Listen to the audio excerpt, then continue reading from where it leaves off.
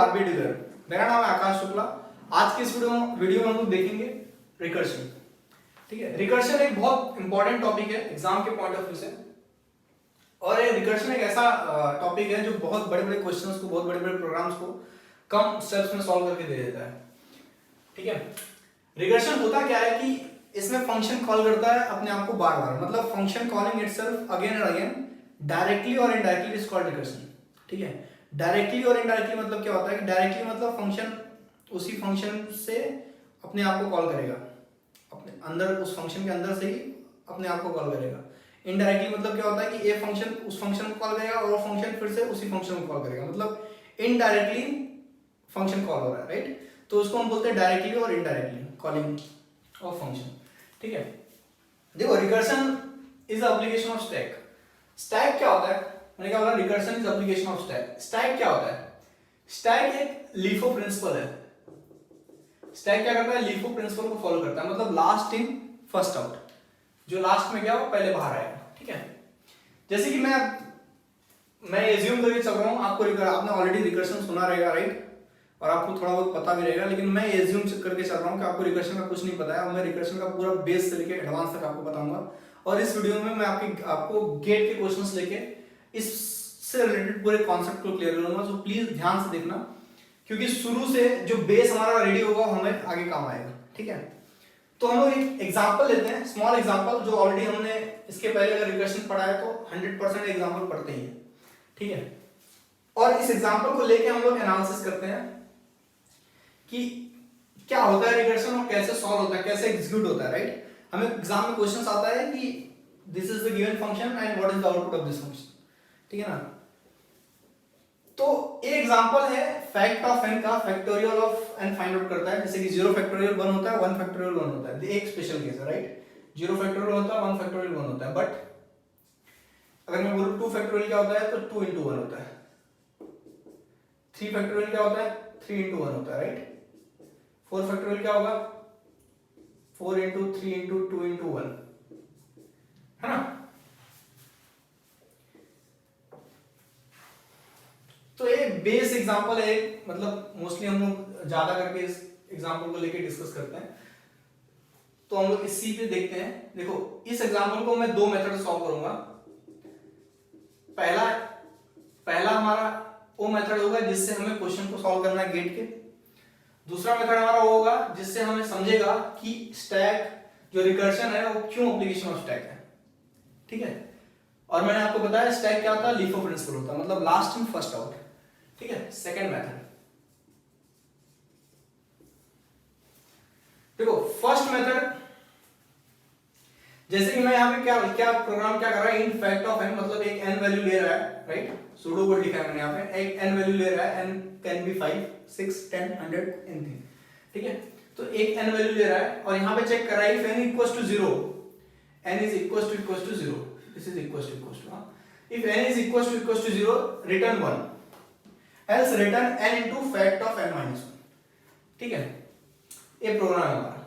देखो इसको एग्जीक्यूट करते हैं, कोई बात नहीं। फॉर एग्जांपल मैं n इक्वल्स टू 5 ले रहा हूं। ठीक है, n इक्वल्स टू मैं 5 ले रहा हूं। मैं सेकंड मेथड में क्या चेक करने वाला हूं, स्टैक का एप्लीकेशन क्यों है, तो मैं यहां पे एक स्टैक बना देता हूं। ठीक है, ये क्या है, स्टैक है। देखो n इक्वल्स टू 5 होगा, फैक्ट ऑफ 5 जाएगा, मतलब n इक्वल्स टू 5 यहां जाएगा, राइट, तो फैक्ट ऑफ 5 होगा। फैक्ट ऑफ 5 के साथ मैं इस फंक्शन को कॉल कर रहा हूं, सिंपल। तो जब मैं इस फंक्शन को कॉल करूंगा होगा क्या कि फैक्ट ऑफ 5 यहां पे जाएगा, देखिएगा 5 इक्वल्स टू 0 नहीं है, तो फिर ये लाइन एग्जीक्यूट नहीं करेगा, एल्स में आ जाएगा। एल्स में आएगा और क्या है यहां पे, n into fact of n minus 1, return n into fact of n minus 1। तो n क्या है, n 5 है, राइट, तो 5 into fact of n minus 1, n कितना है, 5 है ना, तो 5 minus 1, समझे, 5 minus 1 मतलब 4।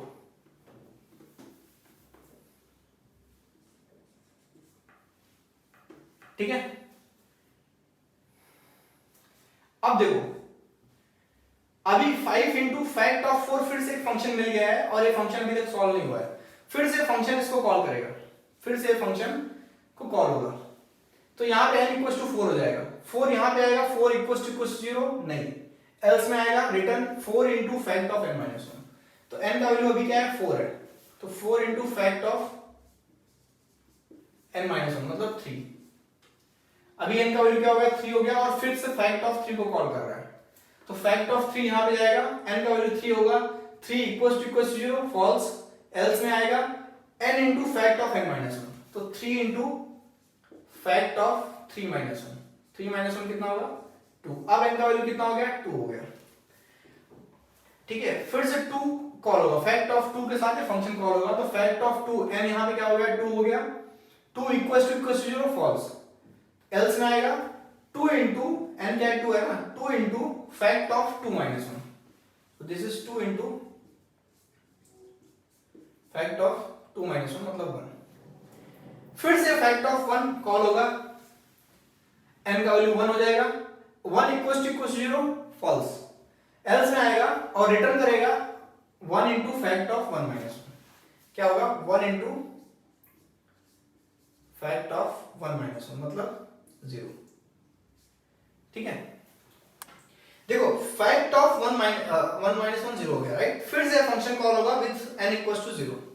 अब यहां पे जाएगा इंट फैक्ट, यहां पे n का 0 हो जाएगा, 0 इक्वल टू 0 रिटर्न 1, ठीक है। देखो इसको हम बोलते हैं टर्मिनेशन कंडीशन, इसको हम बोलते हैं टर्मिनेशन कंडीशन।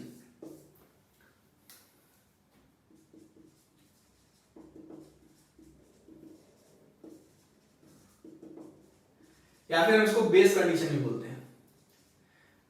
तो कोई भी रिकर्सिव प्रोग्राम अगर आप सॉल्व कर रहे हो तो every recursive function should have termination condition और बेस कंडीशन, बहुत इंपॉर्टेंट पॉइंट है, ठीक है। तो यहाँ पे टर्मिनेशन कंडीशन देखो, जब 0 हुआ तब टर्मिनेट हो गया, और रिटर्न क्या हो गया फंक्शन को 1 हो गया। यहां से रिटर्न तो हो रहा था but function bar bar call हो रहा था, बट यहां पे 1 रिटर्न हो गया। मतलब क्या हुआ कि जब फैक्ट ऑफ 0 कॉल होगा फंक्शन में तो वैल्यू क्या रिटर्न होगा 1, समझे। ए 1 रिटर्न हो जाएगा किसको, फैक्ट ऑफ 0 को।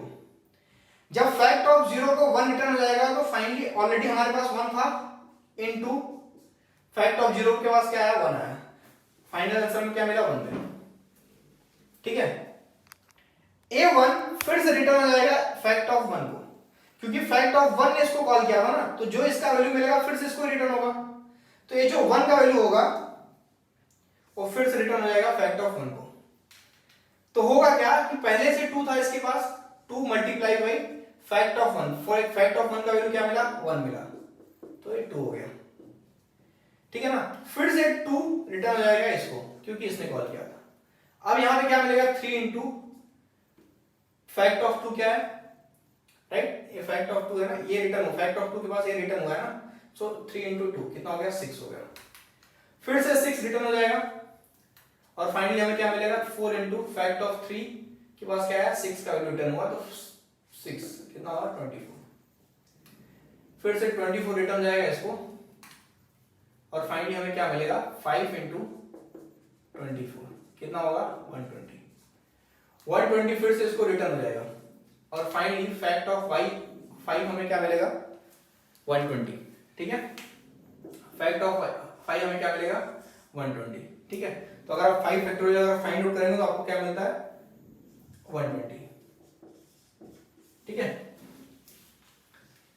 ये तो था फर्स्ट मेथड जिससे सॉल्व होता है, बट मैंने बताया सेकंड मेथड हम देखेंगे क्यों ये एप्लीकेशन ऑफ स्टैक है। तो यहाँ पे इसी क्वेश्चन को हम लोग स्टैक के थ्रू सॉल्व करने की कोशिश करते हैं। सो गाइस ये इटरेटिव फंक्शन है किसका फैक्टोरियल का। अगर आप यहाँ पे n = 5 लेंगे तो भी आपका आंसर सेम आएगा, ठीक है। बट डिफरेंस क्या है इन दोनों में, इटरेटिव फंक्शन और रिकर्सिव फंक्शन में। रिकर्सिव फंक्शन में क्या हुआ कि जो फंक्शन कॉल हुआ कितनी बार कॉल हुआ, कितना एक्टिवेशन रिकॉर्ड क्रिएट हुआ रिकर्सिव फंक्शन में 1 2 3 4 5 6। मतलब हमने n = 5 के लिए रिकर्सिव फंक्शन को कॉल किया था आंसर देने के लिए, तो कितना एक्टिवेशन रिकॉर्ड किया n+1 एक्टिवेशन रिकॉर्ड्स क्रिएट हुए, ठीक है। किसमें रिकर्सिव में। बट अगर मैं इटरेटिव फंक्शन को सेम काम करने के लिए अगर बोलूं तो कितना एक्टिवेशन रिकॉर्ड क्रिएट करेगा? देखो सिर्फ एक ही एक्टिवेशन रिकॉर्ड क्रिएट हुआ, फैक्ट ऑफ इंट n मतलब 5 n इक्वल्स टू अगर मैं 5 लूं तो ठीक है, n इक्वल्स टू कुछ भी लो, एक बार एक फंक्शन का एक्टिवेशन रिकॉर्ड क्रिएट होगा, मतलब फैक्ट ऑफ 5 ये वाला क्रिएट होगा बस। इसके बाद अंदर जाएगा और क्वेश्चन को सॉल्व करके जो फाइनल वैल्यू आंसर मिलेगा उसको रिटर्न कर देगा। मतलब कि सिर्फ एक ही बार एक्टिवेशन रिकॉर्ड क्रिएट हुआ, कब? In case of iterative function, ठीक है ना। तो in case of iterative function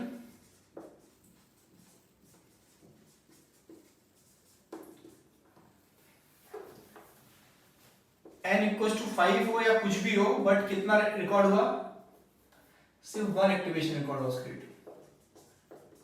created, ठीक है। तो इसको देख के हम लोग ये भी बोल सकते हैं कि रिकर्सिव फंक्शन क्या करता है, मेमोरी ज्यादा लेता है, राइट। मेमोरी ज्यादा लेता है क्वेश्चन को सॉल्व करने के लिए, but iterative function come memory में सेम प्रॉब्लम को सॉल्व कर देता है, ठीक है। लेकिन देखो रिकर्सिव फंक्शन का जो एडवांटेज है वो इटरेटिव फंक्शन से कहीं ज्यादा है। रिकर्सिव फंक्शन बहुत बड़े बड़े क्वेश्चंस को बहुत इजी स्टेप्स में सॉल्व करके दे देता है, जैसा मैंने बताया, ठीक है। इसको समझने के लिए हम लोग थोड़ा और कॉन्सेप्ट डिस्कस करते हैं डीप में, जिससे हमारा बेसिक अंडरस्टैंडिंग पूरा कवर हो जाए रिकर्सिव फंक्शन के लिए, ठीक है। मैं एक दो एग्जांपल और लेता हूं और थोड़ा इसके बारे में और थोड़ा एक्सप्लोर करते हैं। तो उसके लिए एक एग्जांपल लेते हैं। पहले तो इसको हम रन करते हैं, इसका आउटपुट क्या आता है और ये कैसे रन होता है वो देखते हैं, ठीक है, फर्स्ट मेथड से।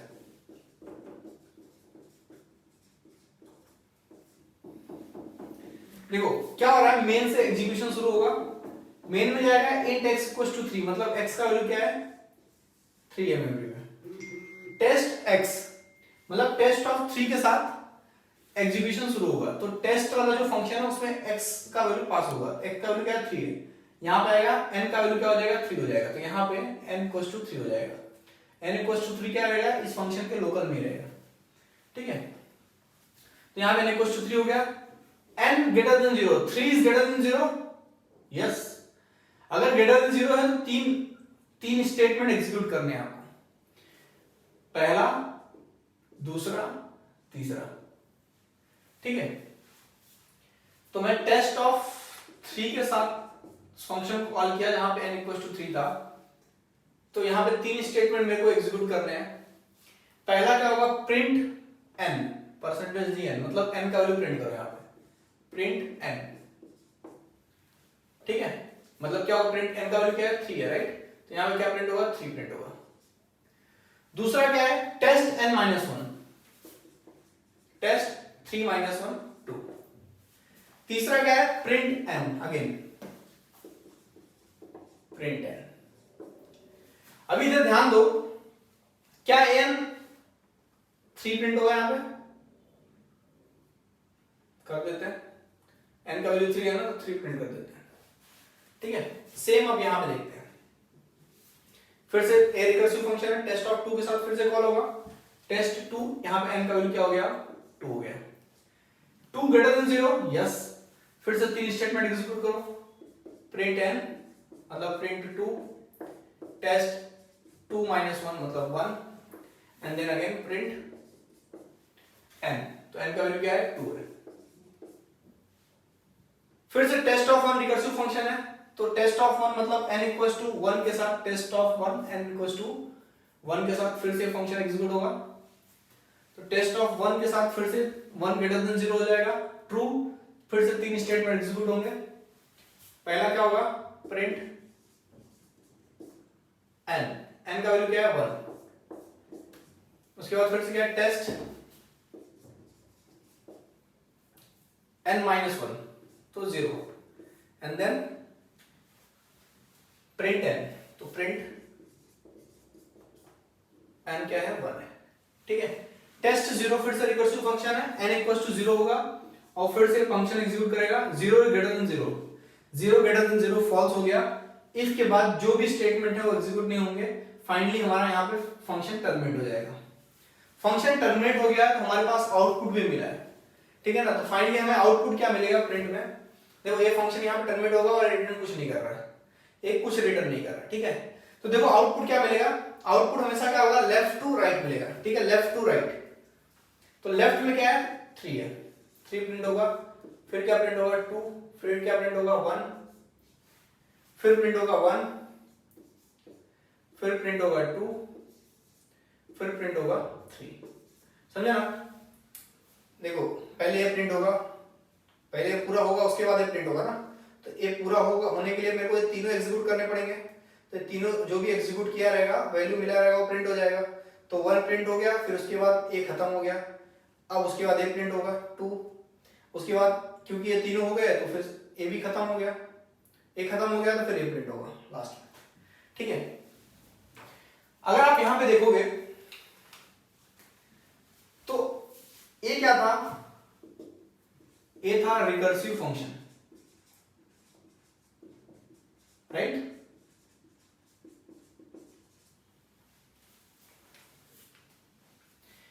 तो अगर आप, और इसके जो पहले स्टेटमेंट है उसको क्या बोलेंगे, स्टेटमेंट बिफोर रिकर्सिव फंक्शन। इसके बाद वाले को क्या बोलेंगे, स्टेटमेंट आफ्टर रिकर्सिव फंक्शन। तो statement before recursive function was executed eight calling time only, है ना। जब हमने फंक्शन को कॉल किया तभी फर्स्ट स्टेटमेंट एग्जीक्यूट हो गया था। मतलब statement before recursive function was executed eight calling time.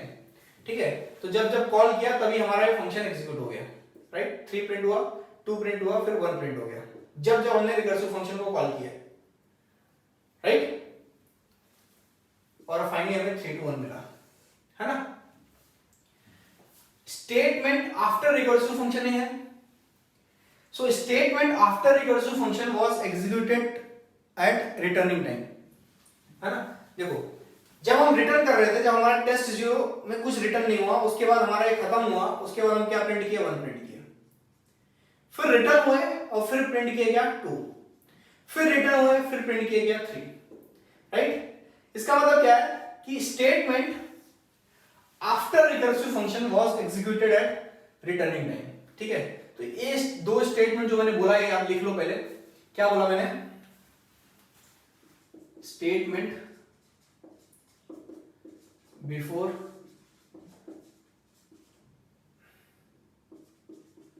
recursive function will be executed at returning time, at calling time। ठीक है, and this is the statement after recursive function, है ना। therefore इसके लिए क्या लिख सकते हैं हम लोग, statement after recursive function will be executed at returning time। तो इन दोनों स्टेटमेंट को लेके हम क्या बोल सकते हैं कि रिकर्शन विल हैव 2 फेसेस, है ना। 2 फेस रहेंगे रिकर्शन के। पहला क्या रहेगा, कॉलिंग फेस, और दूसरा क्या होगा, रिटर्निंग फेस। ठीक है, देखो जो स्ट्रेंथ होता है रिकर्शन का वो कॉलिंग फेस नहीं होता, जो रिकर्शन का स्ट्रेंथ होता है रिटर्निंग फेस। कॉलिंग फेस को आप नॉर्मल इटरेटिव फंक्शन या फिर इटरेटिव स्टेटमेंट लिख के भी आप कॉल कर सकते हैं, राइट। जैसा जैसा वो रन करेगा, फर्स्ट टाइम कॉल होगा, जो भी आएगा आउटपुट प्रिंट कर देगा। But return iterative function use करके आप कोई रिटर्निंग टाइम पे आप कुछ एग्जीक्यूट नहीं कर सकते, कुछ प्रिंट नहीं करा सकते, बट वो रिकर्शन कर सकता है। तो ये उसका स्ट्रेंथ है। ठीक है, मतलब कि अगर मैं एक सिचुएशन लूं कि जैसे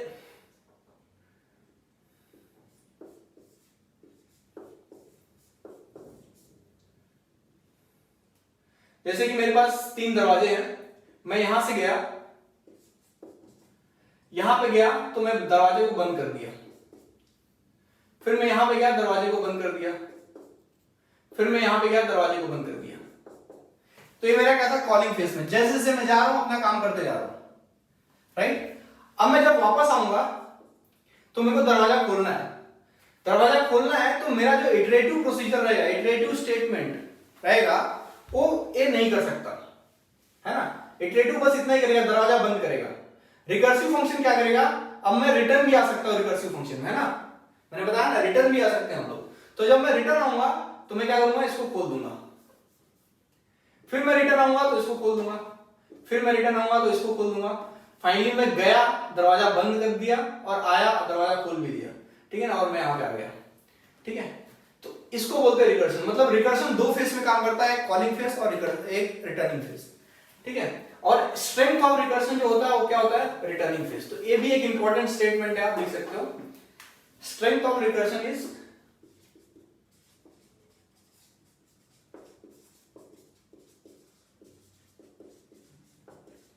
is its returning phase, because calling phase is similar to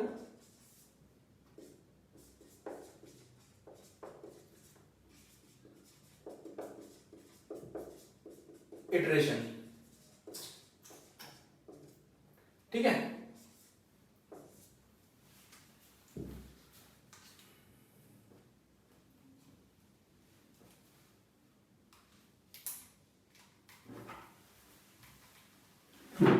so guys एक और पॉइंट आप यहाँ पे नोट डाउन कर सकते हो, क्या है कि देखो यहाँ पे हमने 3 स्टेटमेंट लिखा है, राइट।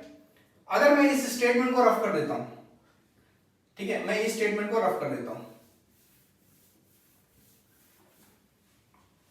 तो इस केस में मेरा रिकर्सिव फंक्शन जो है वो सेकंड स्टेटमेंट है, मतलब लास्ट में है।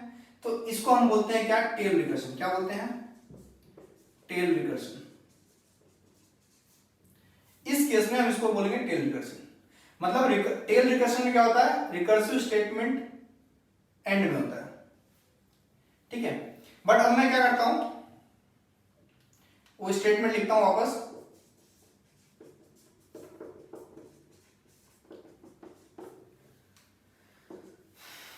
और मैं इस स्टेटमेंट को रफ कर देता हूं। इस केस में रिकर्सिव स्टेटमेंट, जो रिकर्सिव फंक्शन है वो मेरा इसके पहले, मतलब सबसे पहले है, राइट। तो अगर ऐसा है, रिकर्सिव जो स्टेटमेंट है आपका अगर फर्स्ट है तो हम उसको क्या बोलेंगे, हेड रिकर्शन। उस केस में हम उसको क्या बोलेंगे, हेड रिकर्शन।